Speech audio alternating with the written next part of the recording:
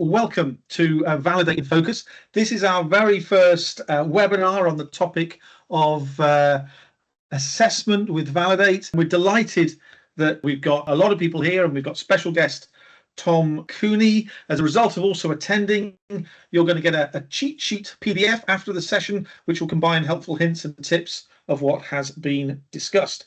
If you've got some popcorn, fantastic, sit back, enjoy maybe a cup of coffee, cup of tea.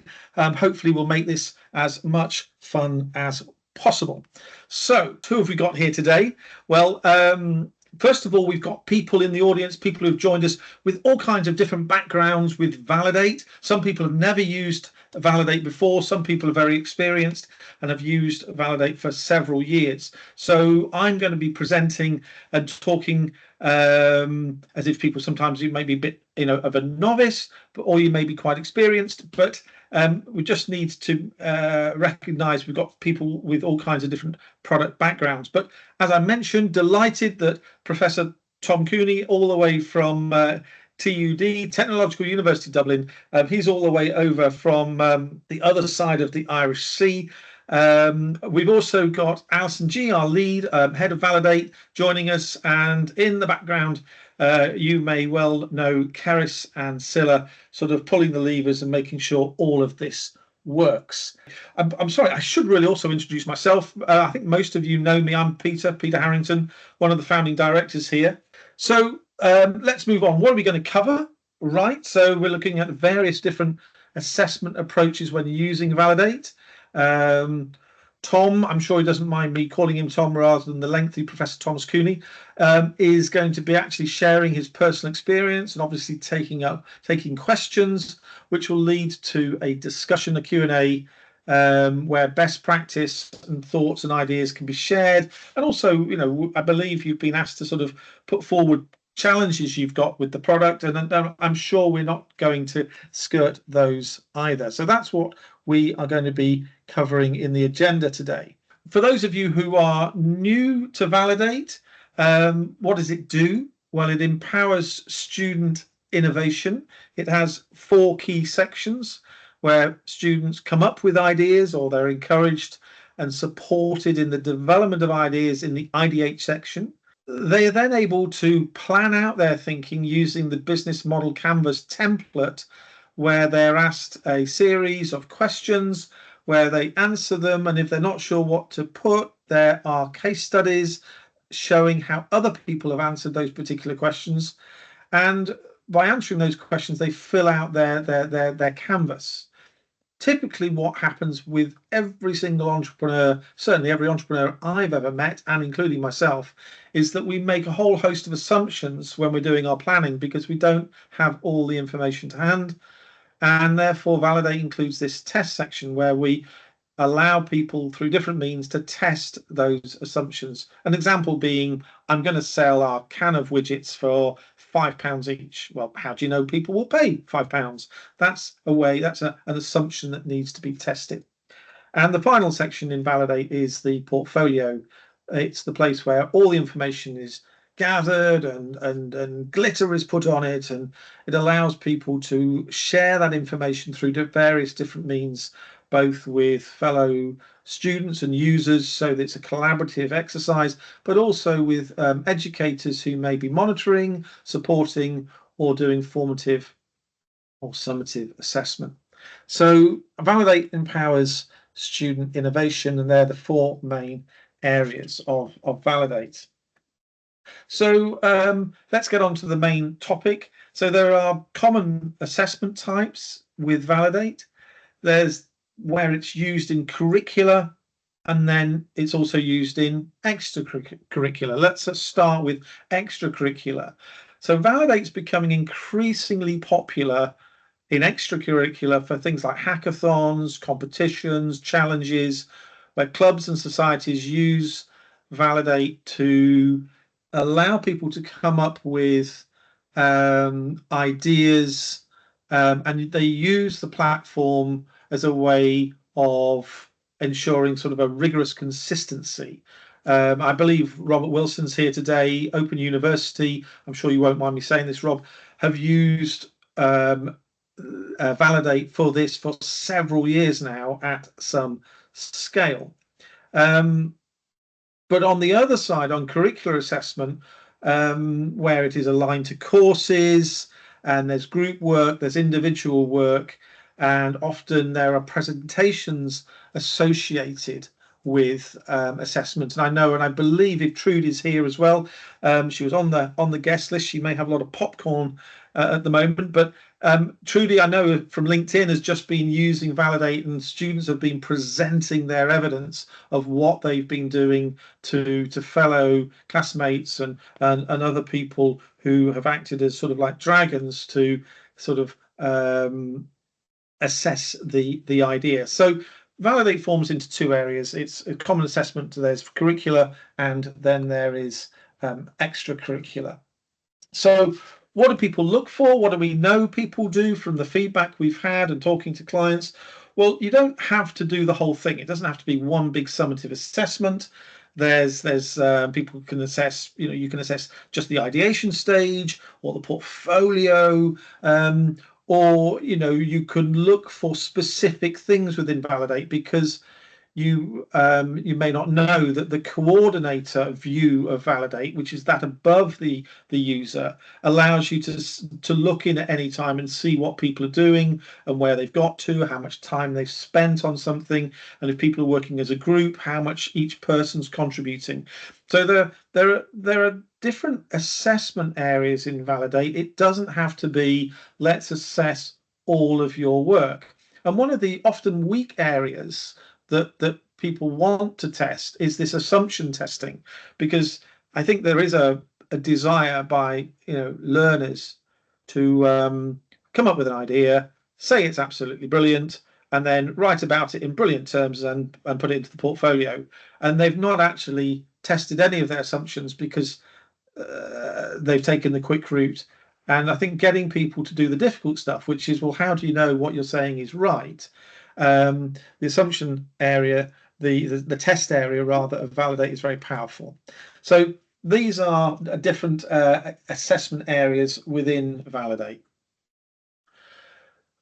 There's also different suggested assessment methods. I've mentioned formative and summative that can be used.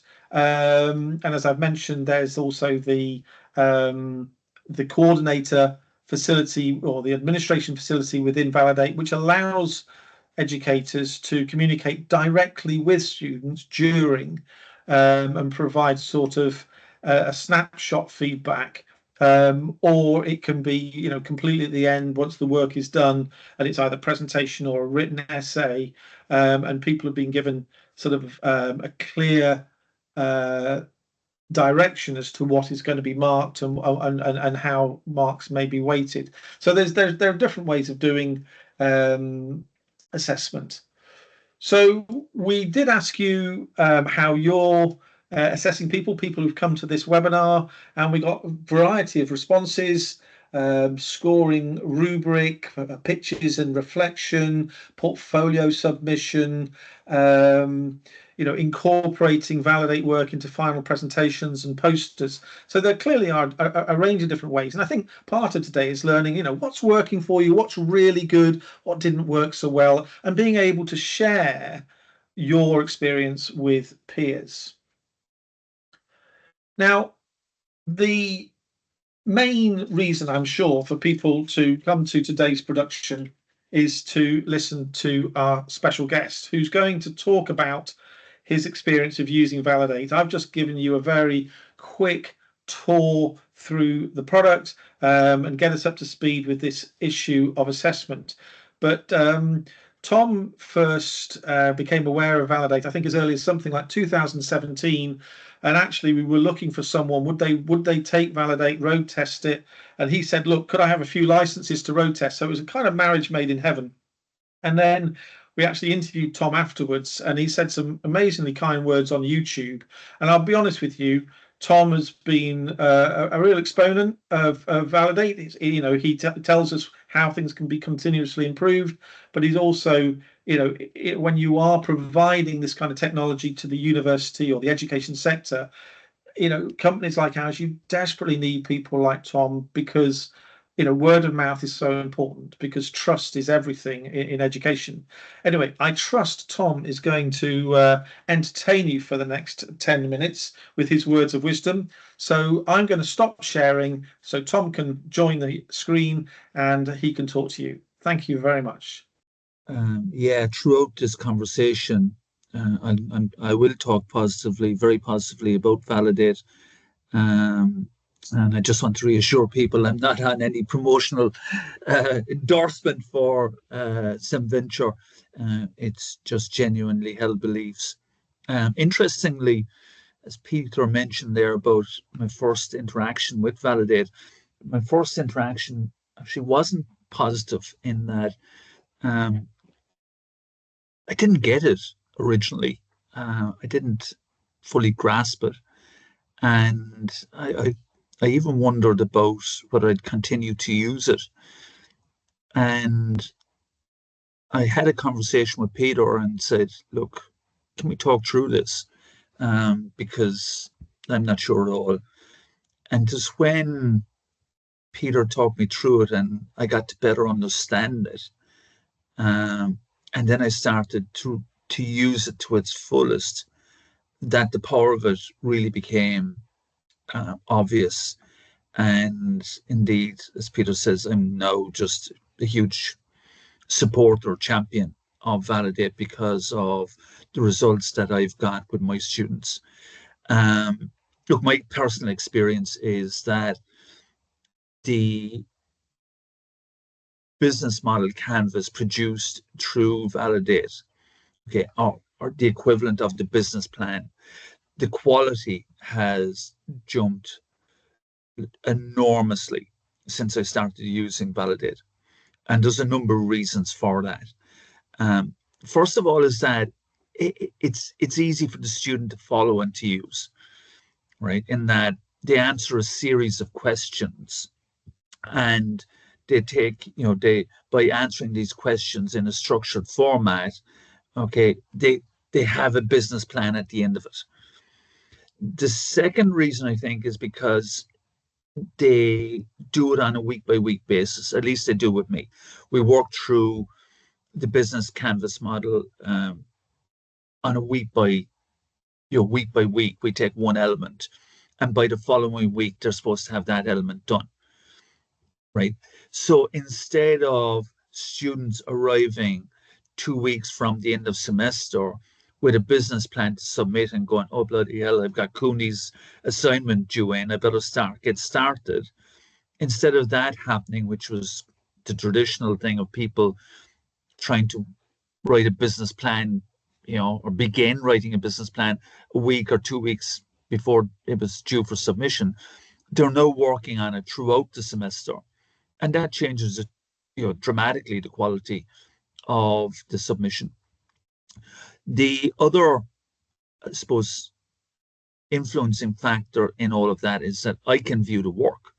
So I can go in and take a look at who's making progress. I can look at the type of work that's been done.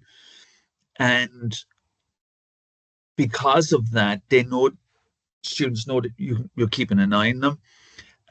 That motivates them to engage more with the process. And also, it allows me to comment on the quality of their work while it's in progression. And therefore, that obviously leads to improved output at the end of it. On all of the courses that I run, including undergrads, I would have students working with business mentors.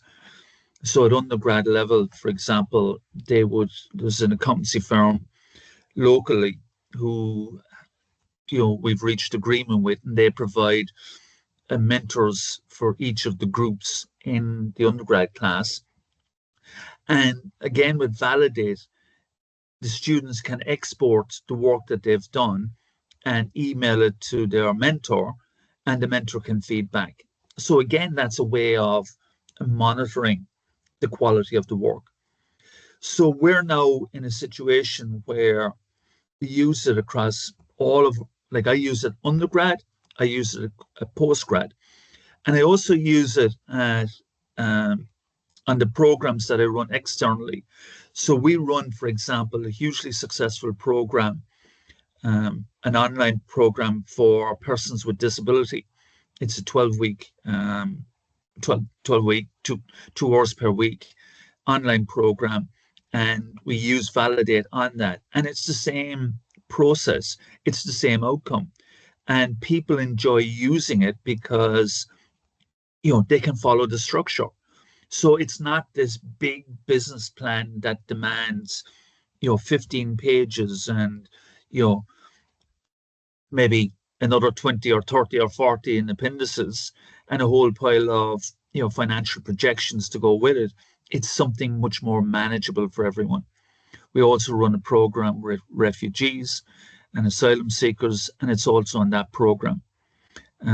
We run a program for persons with disability in Malta, and it's now there as well. So,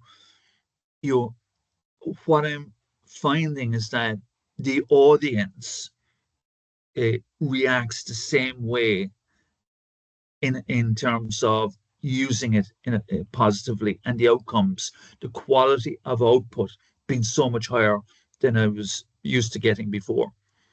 One of the interesting learning points that we had early on, and Peter referenced this about the ability that we had to interact and feed back to SimVenture about our experiences and how things could be improved. But in an earlier version, the word count was quite limited. And I contacted Peter and said, look, is there any chance you could increase the size of the word count? Because I've got a unique problem here. I've got students complaining that there's not enough room to write more. I said, this is the first time it's ever happened to me where students are complaining they can't write enough.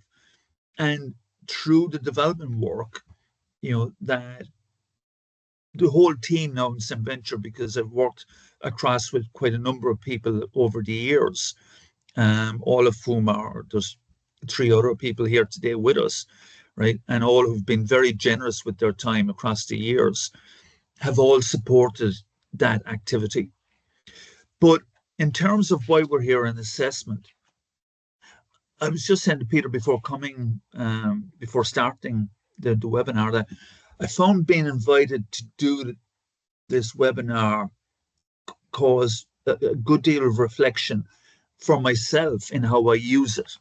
And I went back to my old notes in terms of how I might assess students given the tool that we were using. And basically there was kind of 5 different broad approaches that we could take, right? And the first one of these is kind of formative assessments, right? And that's formative is where we assess them as they're going through the process. And what I had noted was that there was 3 types of assessments I could look at. One is reflective journals, another is kind of quizzes in the moment, and the third one was having discussion boards. I'm not a fan of discussion boards. I know people use them quite a lot. I'm debating whether to try them again. In the past, I found that for the workload I put into them to keep the momentum going, that it was taking up a lot of my time. And I figured maybe there's other options available to me. The reflective journals I've not used in this way, but interestingly, I'm teaching in New Zealand this summer and in the University of Canterbury there, and they're big fans of reflective journals as you're working your way through a course, and there we're going to use them. So I'm looking forward to using reflective journals as a formative assessment in that process in New Zealand later this summer. So that's the first one, formative. The second broad area would be summative assessments, again, which Peter touched on, which is where we assess people at the end. And this is the part that I do all of my kind of assessment with Validate. So you've obviously got the presentation of the business model canvas, and we at the end of the process, the students submit their finished product. Now, one of the things that I did that certainly made a difference is that early on, one of the groups produced a superb piece of work. I mean, it was top quality. And, if you use the portfolio, to enhance and add in all the images and do all the extras, and they did all of that and produce a really high quality work. So following their submission, I asked for their permission to use it as a sample of good practice. And so now each year on each course that I work with, I give the sample of good practice to existing students. And that's definitely makes a difference, because now they can see the standard that's required. Because with Validate, you can be tempted into putting in very short replies. Now that's one type of use. You put in a single sentence, right? But in terms of detailed business plans, then that's not enough for me, at least. Okay, I want more than a single sentence around an explanation of something. So I give them a sample business plan. Now, if your expectations are different, then my suggestion would be that you give a sample of what your expectation might be. And that way they'll understand what the standards are in terms of your expectations. The second summative assessment that I use is the pitch presentation. So we finish the semester each year with a Dragon's Den style event where we get 3 people from the venture capital world. So 3 highly experienced people. And indeed, for a number of years, I had someone from Dragon's Den, TV in Ireland, the Irish version, as one of the dragons with the students. And obviously that was huge, because having someone from TV sitting in front of you was a big, big moment. But they have to dress up, they have to make their pitches, and it's a great way to finish out the course. It's actually an exciting way. It brings it all together in a way that kind of the students themselves kind of understand that, this is what it was all about. This is why I've spent the past 12 weeks working so hard towards this outcome.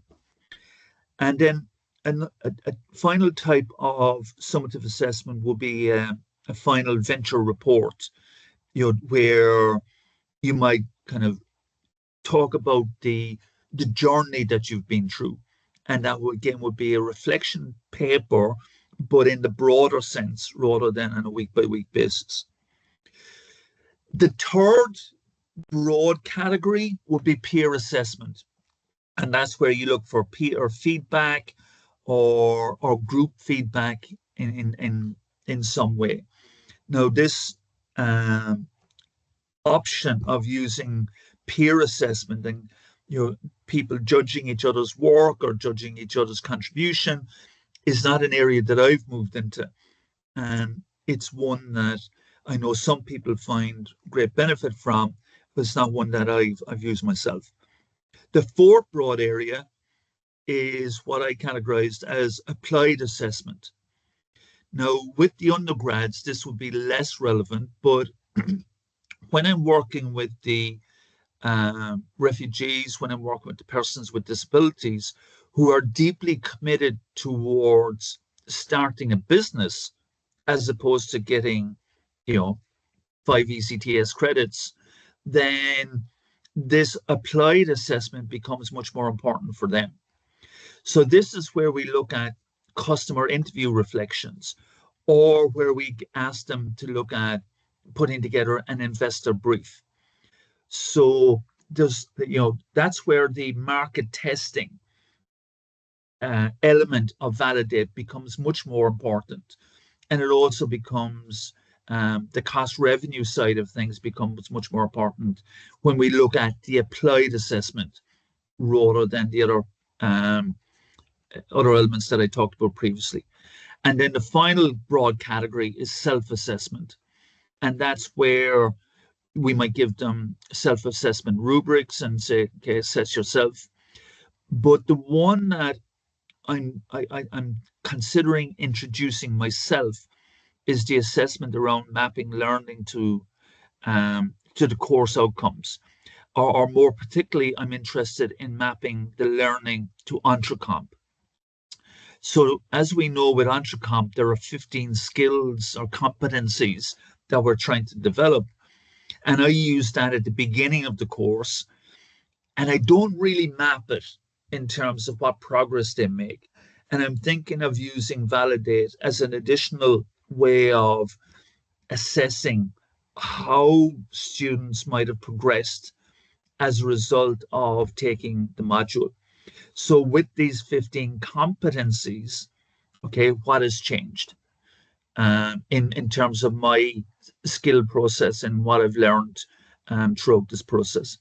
So what I'm saying there is that there's 5 broad categories, okay, which are formative, summative, peer assessment, applied assessment, and self-assessment.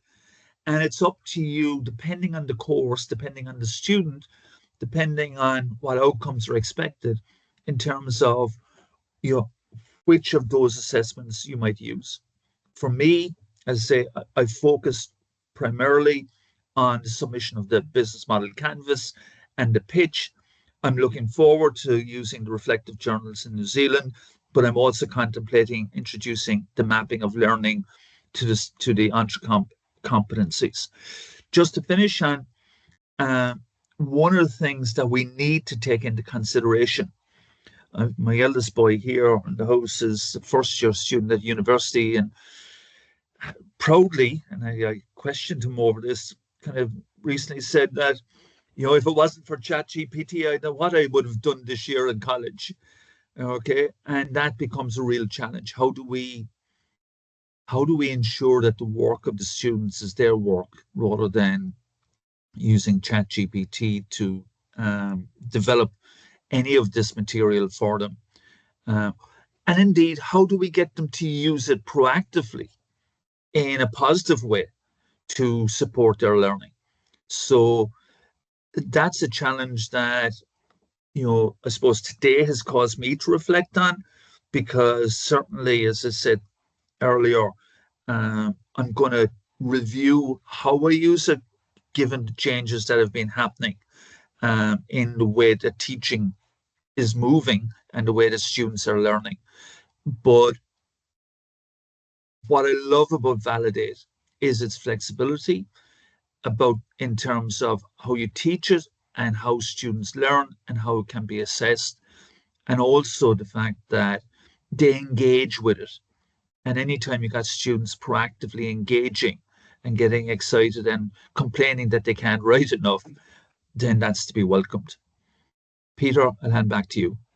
Thank you so much, Tom. Huge amount of food for thought there. Following Tom's thoughts and following the feedback that you provided, which I've got some of that on screen now, questions that have come in, challenges with Validate. I'm now going to hand over to Alison Gee. Alison used to be at Edinburgh University, and when she said she was thinking of leaving, I said, oh, come on, come and join us. And she's been so important to us over the years with Validate. But Alison, let me hand over to you now, and if you want to sort of lead on discussion and Q&A with all things Validate and assessment. Great, thanks very much, Peter. And yeah, and certainly back up what we say. Thank you very much, Tom. That was a really interesting view on how you've been working with Validate, and you have been a great supporter of us and have contributed so much to us developing Validate going forward. So yeah, so I think what we want to look at now in the sort of last 15 minutes of the session is sort of some of the challenges that you've posted into us, and to sort of get Tom's thoughts. And you know, I'm happy to contribute here in terms of you know, how we assess with Validate and how we move forward. And again, just a reminder, if you know, those of you who are in this session at the moment, please post your questions using the Q&A feature. We'll try and to get through as many of those as we can.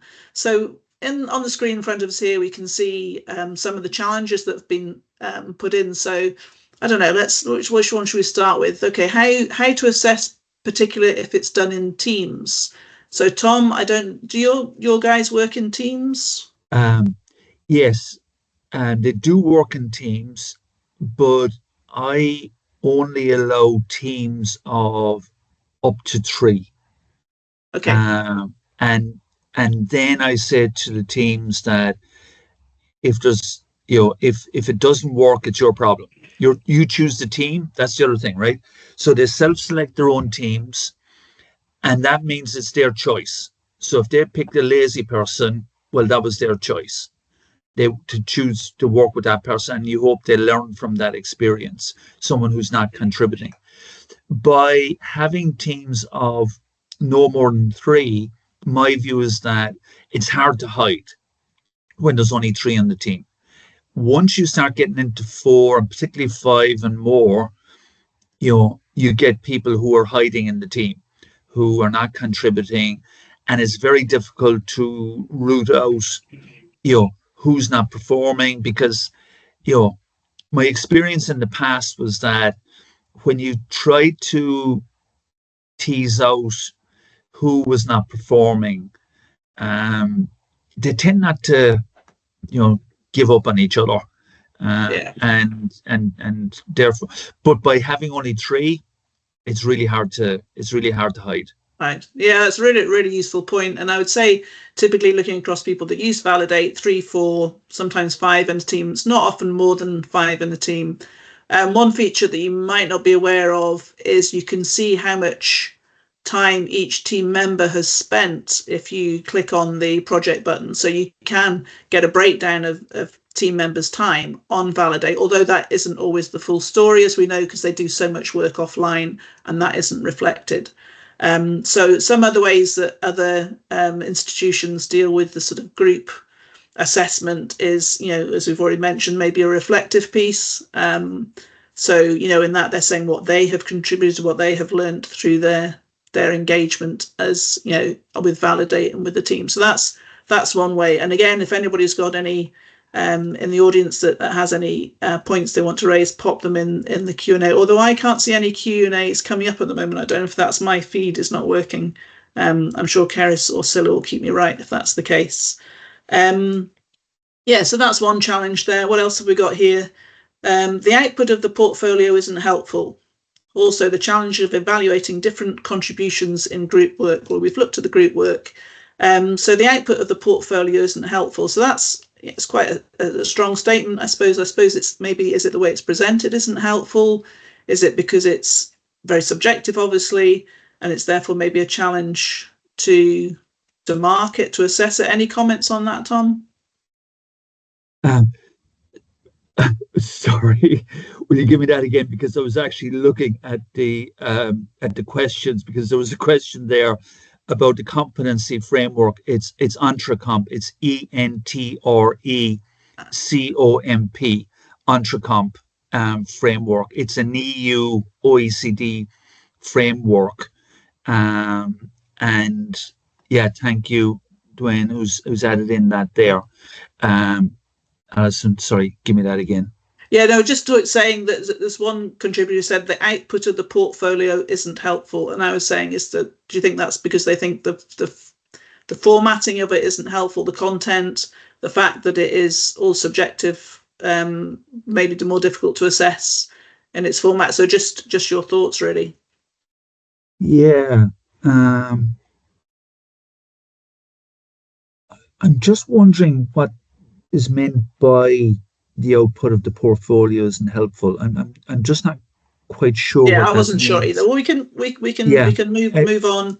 Well, if that person maybe comes back and see again, Alison, that would depend on the course that you're delivering to, right? Because the output, we say, for where courses that you're running, where people are looking to start up a business, then the business model canvas is their business plan, right? And it becomes hugely important because that is, what they're going to be going to a bank manager with, or a venture capitalist with, or, so all of the content of that is going to be, really, really important. If we're talking about output for an undergrad student who's looking at, passing the course, then that's a different question, right? Because for them, they just want to get a pass. Now, if the output, if the question relates to how do I measure an individual within a team, then you're quite right. It's like you can't really measure an individual output or an individual contribution from a group exercise through the output of the portfolio. And that's why you've got to look at some form of peer assessment or other form reflective journal or something like that teases out the individual contribution, but it won't come through in that group portfolio. Yeah, thanks for that, Tom. Conscious we've only got 5 minutes left, so I think we'll maybe move on to the next slide. So these are just some best practice points that have been put forward and been discussed already in some ways as well. So, the validate used in the annual competition, which was useful and getting some good work out of that. And then somebody else here who simply uses submission of a canvas as a pass-fail activity. So, quite different angle to take that at. I mean, I've certainly been involved where a brief has been set and certain elements have to be completed. So again, it's that thing, is it just completion or is it quality of completion? So sometimes, if you're asking them to do certain parts of the canvas, or certain number of tests, so sometimes, they have to go through the different stages. And that's where, as Tom mentioned earlier, is very flexible in that, you as educators can direct your students in terms of what you want them to complete. And I think coming back to something again that Tom said, if you set the bar where, you know what standard you want your students to achieve.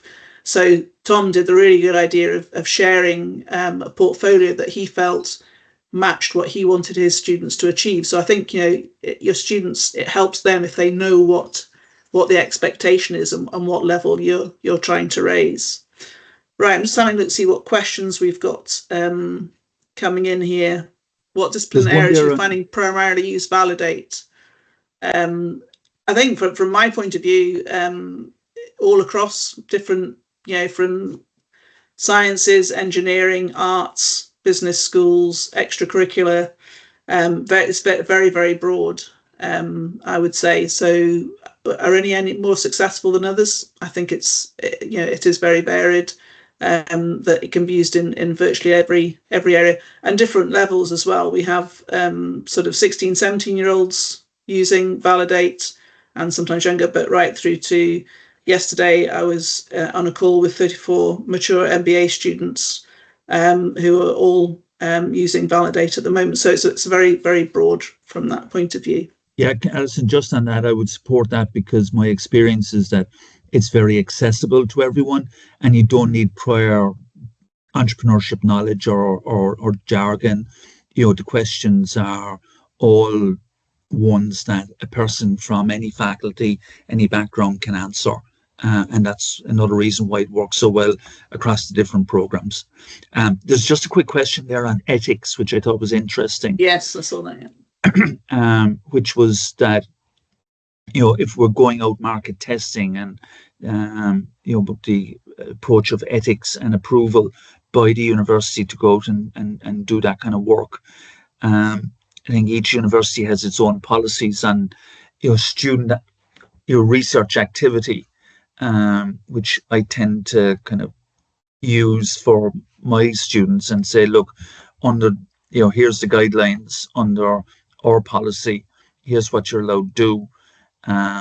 But it is an interesting question given the way the world is going.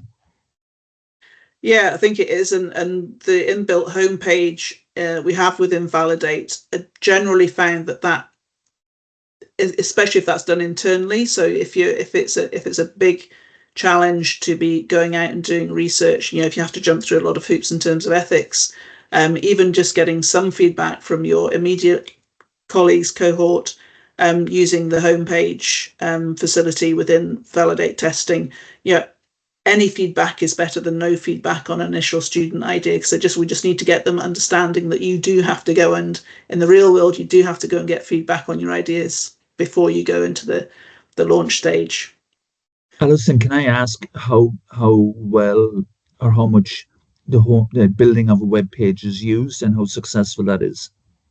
Yeah, it is used. Those that once they find it and use it, it is used quite a lot, and I think it is because it's very quick and simple to build. So for those of you not aware, it's a simple template within the testing phase of Validate, where the student simply uploads an image and some key points about their business idea, and that creates a unique URL that they can send out, as I say, either to real customers, potential customers, or to classmates, friends, whatever. And it asks 3 set questions. You can't change them. And it asks them to rate the idea on a scale of 1 to 10. And that feedback comes immediately back to Validate. So it's a very quick and simple way to get some quick feedback on their idea.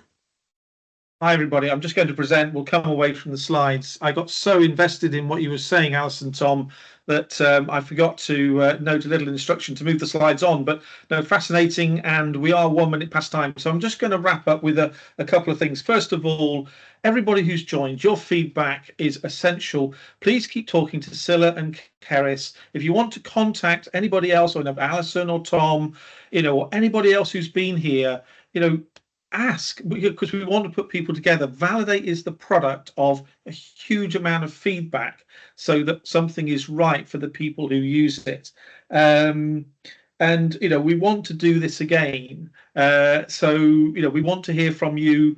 And I also am aware that Alison didn't have the time to necessarily air your grievance if you were the person who put up that point, and you thought, well, you wanted it answering. So please come back to us, and we can answer those points with you rather than on this webinar. Tom, thank you so much for being here today. Alison, thank you very much. Scilla, Keris in the background. Thank you to everybody who's also joined us today. I think final thought from me is that, look, Validate doesn't give you one single route to success. There are many ways that you can slice this, but this is much more about this isn't as much about the product. This is about the people. And as a famous wedding speech, I heard this cracking line, which is, the best things in life are the things that you share. So what you've picked up today, share it with other people, come back to us, share it with us. You must have other ideas, and let's keep this discussion going. And if we can do that, then we can all do what I'm sure we all want to do, which is to improve the lives of learners and educators. So from me, on behalf of the whole of the SimVenture team and Tom Cooney, our special guest, thanks for joining us. Hopefully we'll see you again soon. Thank you very much.